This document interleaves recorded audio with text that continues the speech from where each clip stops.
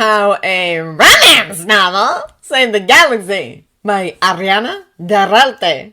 Chapter 38. Dooku 5, Femur 5. Jan had ended up spending the night meditating rather than sleeping. He'd had the uncomfortable realization sometime during his conversation with Trasa, which hadn't even mentioned Yoda, that the reason he kept himself so dignified and put together in the eyes of others at all times was his self-defense against Yoda's mocking and teasing. Growing too tall, my Padawan is. Failed the test, my Padawan has. Not know the answer, did you? Reading too many books, my Padawan is. Always in the archives I find him. The troll mocked because he cared. Jan was certain of that. But when he was 16 years old, having his questions or actions mocked had stung his ego, especially when he compared it to Sifo-Dyas's excellent Padawanship with the master Jan had wanted, Master Costana. He'd have been overjoyed to spend his time as a Padawan looking for obscure ancient force texts mixed in with the occasional mission. Instead, he'd had the pressure of being Padawan to the Grand Master of the Order. It was no wonder he had often decided to use the archives to find his answers rather than get a non-answer or mocking from Yoda.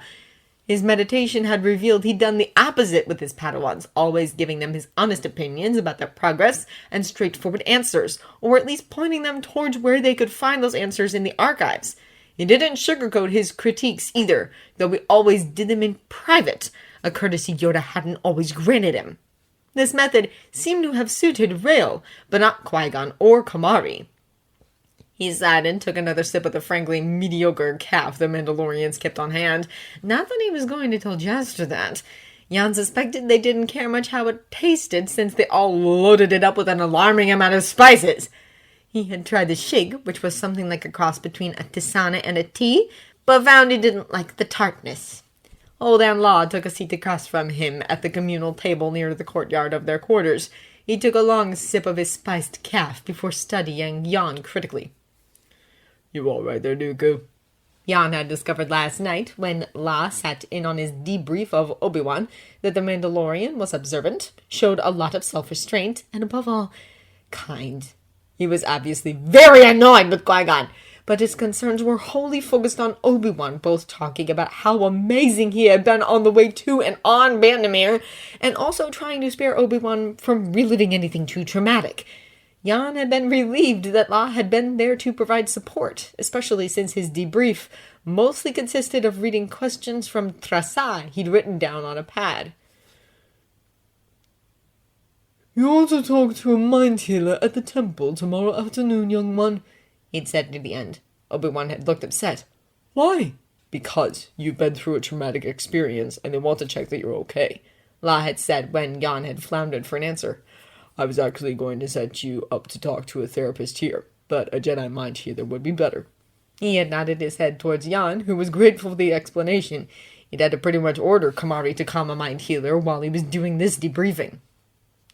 With that said, I feel I should offer my apologies on behalf of Qui-Gon and Kenobi, Jan had said, the words coming out much quicker than he would have liked. He was my Padawan, and I fear that by failing him I have failed you. He didn't fail me. Obi-Wan had looked puzzled. He did. La had incensed. That Shabort didn't even look for you when you went missing, Obika. On a 4-day trip, he checked up on you once. But that wasn't his mission, Obi-Wan had pointed out. La had taken a deep breath and calmed himself down. He had excellent emotional control, which was a good sign for him parenting a Force-sensitive child. If you were out on a mission and a kid went missing, what would you do? If you found out you were traveling with a single kid with no family on a mining ship full of people trying to kill each other and pirates, would you keep an eye out for that kid? Yes, I would, Obi-Wan had said after a long moment with a hesitant glance at Jan. He had realized Obi-Wan thought this was some sort of a test. You'd be right to do so, Jan had affirmed, though he could think of circumstances on missions where they wouldn't be free to search for a missing child. Bandamere was not one of those missions, however. As the senior Jedi present, he should have been looking after you as a youngling. Nor should you have ever been sent on that assignment without a proper escort, not to mention an evaluation of your skills and preferences. He'd been kept apprised of Yoda's manipulations on that front by Jocasta, though he despised anyone being able to take Yoda to task for it. You also, he'd said, remembering his initial thoughts on the subject, should be proud of your accomplishments. There are Jedi Knights who would have struggled in the situations you found yourself in. The boy had lit up like the sun, and Jan had allowed himself a small, self-satisfied smile. La had given him a grateful look as he steered Obi-Wan off to bed after that. Jan had contemplated finding a drink, but ended up settling into his night-long meditation, which is what brought him back to here and now, sitting at a table with his mediocre calf and Holdan La sitting across from him. I'm fine, he said. He was feeling too raw to open up to anyone else, especially someone he had known for less than a day. He ignored the dubious look La gave him. How was Obi-Wan this morning? He said he felt like he'd been neglecting his lightsaber practice. Where's your ad? There really was no point in correcting Mandalorians about the technical difference between Padawan and son or daughter. They used the terms interchangeably anyway. She's getting to know the younger Mandalorians here, said Jan, carefully not mentioning that it was on the Mind Healer's orders. Trasa had said Kamari needed to spend more time with other teenagers so that she'd have safer locations than her master to focus her romantic attentions. He'd do the same thing when they got back to the temple, but for now the younger Mandalorians she'd befriended that first day were a good enough substitute.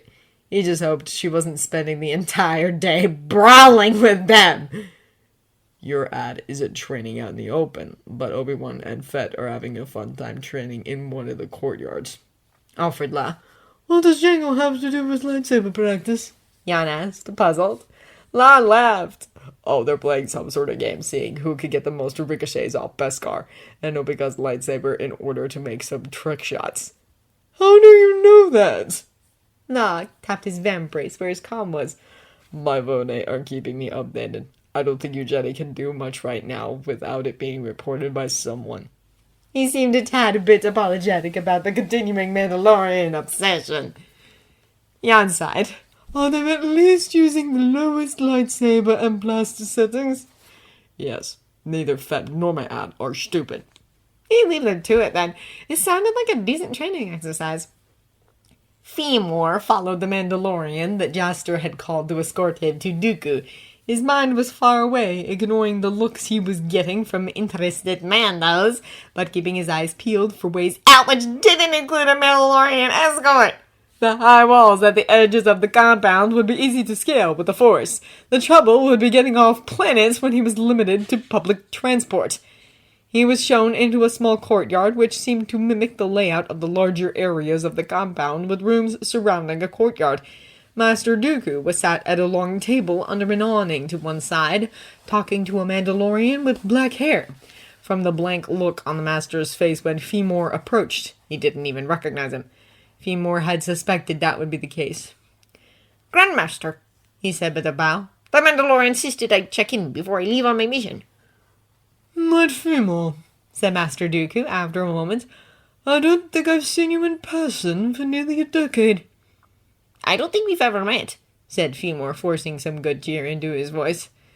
They both turned as one to look at the Mandalorian, who had projected a surge of anger and confusion. "Yours, my boy, but you've never met?" they asked. Qui-Gon has always been insistent I never go near his Padawans or interfere in their training. I offered to tutor Femor in Form 2 soon after their partnership started, and Qui-Gon didn't take it well. He turned his attention to Femor. This is Holdan Law, Obi-Wan Kenobi's new father.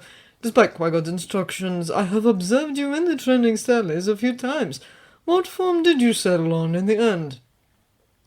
Master Qui-Gon insisted on Ataru, but I've been shifting towards Chicho since I became a knight. Chicho, being the first form all initiates were taught, was considered rather basic by most Jedi, but to Femor, the set forms that could be practiced without an opponent had become his core form as a lone Jedi watchman. You should talk with Knight Fisto. He's turning it into a viable form. If I get the chance, said Femor. He had no idea if he was going back to his post as a watchman after this mission, or if he'd been reassigned permanently. May I talk to you privately, Grandmaster? Let's go to my room. He stood up, towering over them both. Obi-Wan's appointment is at 2, he said to La. They headed for one of the nearby rooms. Now, what is it you need? Asked Master Dooku once they were settled. First, you should probably know that the Mandalorians have an actual group formed called the Qui-Gon Jinn Hate Squad. Master Dooku placed a palm over his face. Of course they do, he said, his voice a bit muffled. He put his hand down with a sigh. He's to be grounded in the temple and forced into therapy the moment he gets there, so hopefully that will keep him from being killed by one of them. Femur had been honestly uncertain what punishment, if any, Qui-Gon was going to face. It was well known his actions were often championed by Yoda as his favorite Grand Padawan. I have to wonder how well he's going to take the therapy, he said carefully, wondering at his Grandmaster's opinion on the subject. He's going to hate it, and whoever Master Trassa assigns as his mind healer is going to need a backbone of Durasteel, said Master Dooku flatly. But they won't let him leave on missions until he's better, so I have hope someone will get through to him. His Grandmaster looked very tired. He never had a problem with me going to the mind healers, Femur offered, but then Qui-Gon had never had any problems with Femur arranging his own schedule so long as he left time for saber training. A thought occurred to him. Will that initiate Obi-Wan be alright? Master-wise, I mean, asked Femur. He has plenty of time to be chosen now. His conduct on the mission to Mandalore was excellent. The Council of Reassignment wants to reevaluate his actual education once he gets back to the temple, and it's very clear that Yoda was essentially trying to poach him for our lineage. When that fact hits the temple gossips, he's sure to have some interested masters. Masters who might have to go up against Yoda for a Padawan he wanted in his lineage, but with Qui-Gon not acceptable and Yoda refusing to take any more Padawans in his old age, Yoda would have a hard battle trying to keep Obi-Wan in his lineage. Does Obi-Wan know that? Femur asked. He well remembered the anxiety of his 12th year at the temple. He may think they just want him back at the temple to evaluate him for a different court position since he's 13. His birthday's next week, apparently. Is 13 a hard deadline now? Master Dooku seemed puzzled by the idea. I was chosen at 16, and so were most of my classmates. We could have taken the individual trials earlier, but there was no point in doing so back then. I know I took Kamari on younger, but I had assumed she was just eager. As far as I know, it's a hard rule that Padawans must be chosen before their 13th birthday. It will greatly put his mind at ease if you let him know they're waiving that rule for him.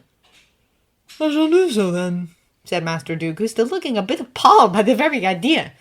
You said first before. Ah, yes, said Femur. I wanted to ask you, as the senior Jedi on planet, would it cause a diplomatic incident if I disappear without the escort the Mandalore wants to send with me? My mission is to find the author of The Mandalorians' Dilemma and protect them from any harm or from Mandalorians who are less than pleased about the book. That's what, said Master Dooku. Yes, though I'm sure there are new Mandalorians who hate the book as well. They're just more likely to be less diddly in their consternation. I appreciate the Mandalore's thoughtfulness, but I really don't need the help. And you don't want one of them following you around lusting after you the entire time, said Master Dooku knowingly. Femur nodded. That too.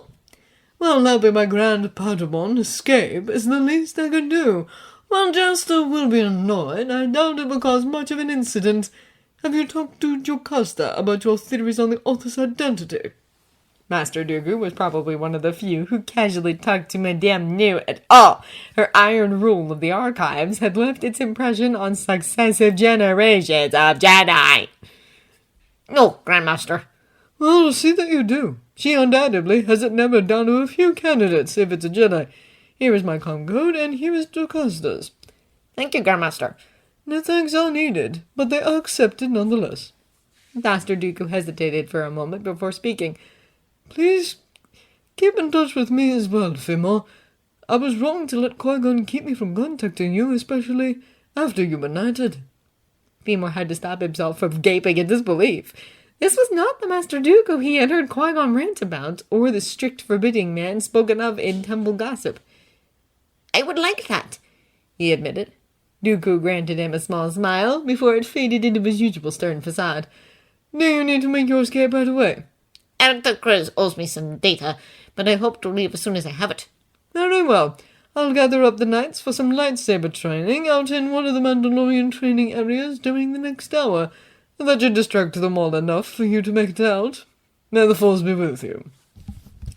Clan Awowd controlled a large swath of land, which included their main enclave in the jungles to the west and this desert region to the north of their territory. The desert canyons and mountains weren't being exploited right now due to the war, but they did have mineralogical resources buried underground, which the clan planned to use in the future. As a result, when word came from farmers who lived on the edge of the desert that there had been a lot of ship activity in the area, Nared and some others from his clan had been sent out as aerial scouts to see what was going on. The clan head thought that some other clans might be trying to encroach on Clan Awad's territory. Nared had been out in the desert for a few days before he spotted a ship flying low at night towards the eastern mountains. He had spent the day going in the same direction, but diverted under a nearby rock shelter for cover when he saw a ship heading back his way. It was the first ship he'd seen in daylight, and he was confused. That wasn't a Mandalorian design, but the 50 or so warriors who got off the ship when it landed were certainly wearing Mandalorian armor. The ship went back towards the east after dropping the Mandalorians off. The other Mandalorians formed up into a square 5 across 10 deep and marched towards a deep canyon entrance nearby. Very strange. Marching in orderly formations was not a popular Mandalorian tactic, since their way of fighting tended to support more individual fighting styles. And where was their air support? He belatedly remembered to pull out his rifle with its scope, since the magnification in his boucher was Ozek. Unfortunately, they were facing away from him, so he couldn't see any clan insignia beyond the edges of some white paint on their pauldrons. They reached the edge of the canyon when a large boulder detached from the edge and rolled with impossible speed at their bunked-up ranks. Some of the Mandalorians on the edges of the formation were able to jump out of the way, and the final rank noticed in time. But just like that, there were only 10 or so Mandalorians standing. There was a flash of light on the edge of his scope. Nared swung the scope around, looking for the source, but only saw another herd on the ground, their armor smoking. What the criff? He switched back to his boucher to get a wider view and finally saw the source of the attack. A Jedi. A single Jedi was systematically fighting their way through the remaining Verde, the green of their weapon flashing in the distance.